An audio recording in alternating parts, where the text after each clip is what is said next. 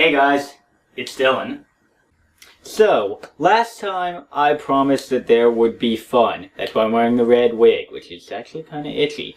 So, I wanted to do a video about fun. I actually had a nice thing worked up about pronunciation, but then I read some news, which frankly is, shocking. So, today was a primary election in Virginia.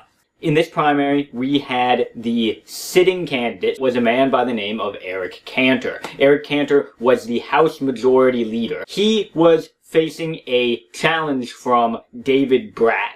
David Brat was a Tea Party candidate. He is an economics professor at a small college in Virginia, and he was for the Tea Party. In America, we have a growing movement. The Tea Party is a party inside of the Republican Party that wants to go back to traditional conservative values. The Tea Party's big principle is that we should lower taxes on the rich, or really taxes across the board. In general, they oppose taxes as a whole. They want to lower taxes in general. Their belief is by eliminating social welfare systems and other things that cost a lot of money, we can save more money and then lower taxes and still be in a better place than we are now. David Brat was the Tea Party candidate in this primary. I think it's important to note here that Eric Cantor spent obscene amounts of money in this primary race to beat David Brat. David Brat, I believe, spent just north of $100,000.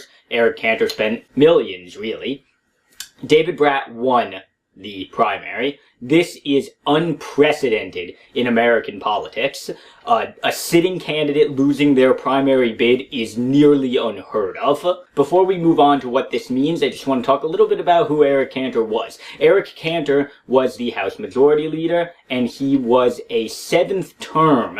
The fact that he lost his primary bid is a bigger deal than if a regular House member had lost their primary bid, because he was such a big figure in the party to begin with. So this is really shocking from a political standpoint, and I'm stroking it. What I'd like to talk about now is just what this means for the American political system. Right now, US politics are incredibly polarized, and by that I mean there is no deal-making going on in our politics anymore. Right now, we have the Republicans and the Democrats, and they represent totally disjoint and completely at odds beliefs. Republicans want to lower taxes. Democrats want to raise taxes. Republicans want to eliminate unnecessary social welfare systems. Democrats argue that these systems are necessary and should be expanded.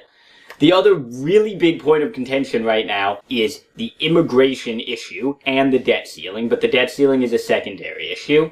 Immigration has been bouncing through our Congress for years. The Senate managed to pass a bill because the Senate is willing to work together. Immigration cannot pass the House.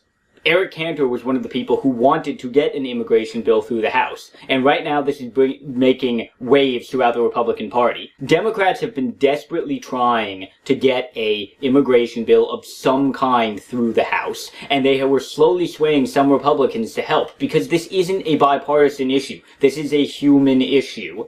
But now that a Tea Party candidate was able to win a primary bid by using the immigration talks against the candidate who is in the Congress, it's a warning to all Republicans that trying to work across the aisle for this issue is wrong. Eric Cantor was one of the people who worked across the aisle to raise the debt ceiling and get our government working again. He was also attacked on this issue. Now, is no working across the aisle. We used to have bipartisanship in Congress. What this meant was that people from the Republicans and people from the Democrats would sometimes compromise a little bit. That's compromise. Most people learn that in kindergarten and first grade. The American political system, 300 plus years old, has yet to really figure this issue out. We are reaching a tipping point in our government. With these new Tea Party challenges going on in primaries, Republicans will be less willing to go across the aisle and help Democrats to get laws we need passed. This is why we have bipartisanship, so that each side can get some of their good things in, and at the end we get a law that is pretty decent. The problem is, with all these threats from inside the party, Republicans are no longer willing to work across the aisle to make these laws happen. If this keeps happening, our political system will lock up, more so than it has now, and become so ineffectual that it can no longer govern the people. If you like this video, or you like the red wig, please thumbs up and subscribe, and please leave comments about what you think I could do, whether I had biases, whether you don't think I discussed an issue enough. I really do enjoy talking about these things with you guys because I appreciate how knowledgeable most of my viewers are. So that's about all I have. I'm going to take this wig off now, and I will see you guys tomorrow.